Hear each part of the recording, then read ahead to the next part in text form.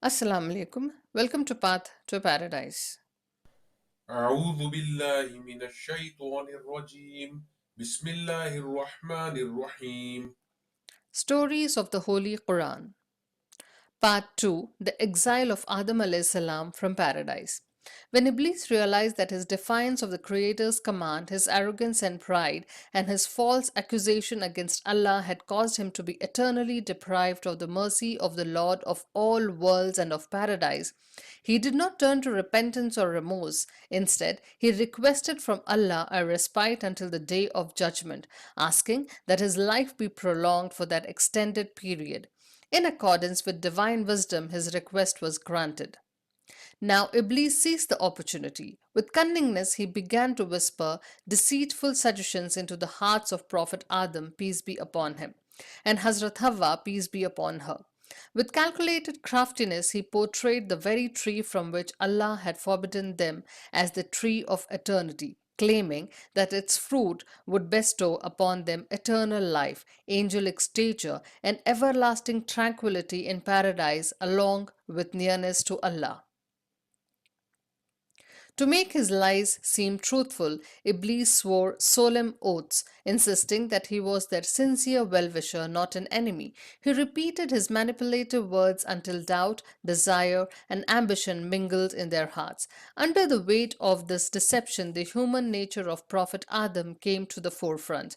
He forgot that the command was a strict divine prohibition, not a mere advisory suggestion. In their a yearning for permanence in paradise and closeness to the divine, a moment of slip occurred, and they tasted the fruit. No sooner had they tasted the fruit, their nakedness became evident to them. Overwhelmed by shame, they began snatching leaves from the trees to cover themselves. It was as if this marked the beginning of human civilization, where leaves were the first means used to cover the body. It was a defining moment when innocent human nature was overtaken by the frailty of desire, and they unknowingly fell for the trap led by Shaitan. At that moment, Allah Almighty called out to them, O Adam, despite the clear prohibition, why did you disobey? Did I not tell you not to go near that tree? And did I not warn you that Satan is your open enemy?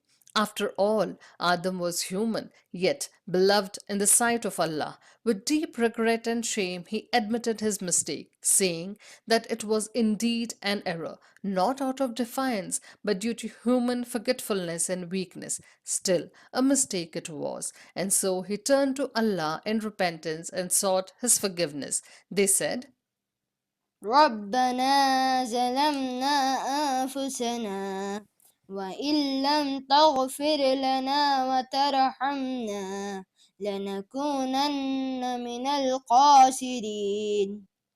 Our Lord, we have wronged ourselves, and if you do not forgive us and not have mercy upon us, we will surely be among the losers.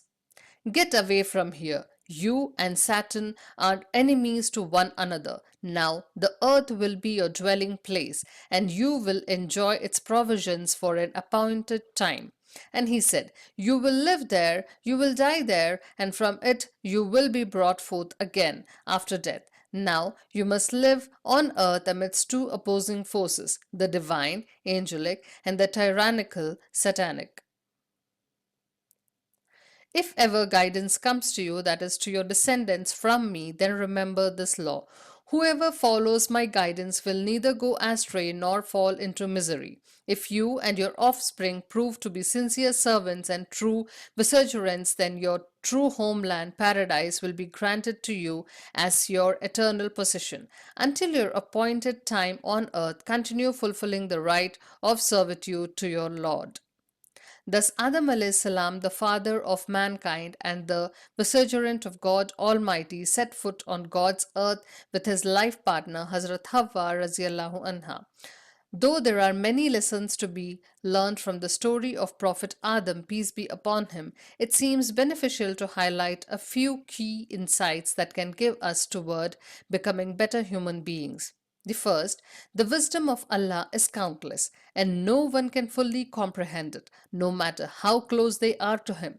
That's why even the angels couldn't understand the wisdom behind the appointment of Prophet Adam, peace be upon him, as a vicegerent at first, and remained in wonder until the truth was revealed.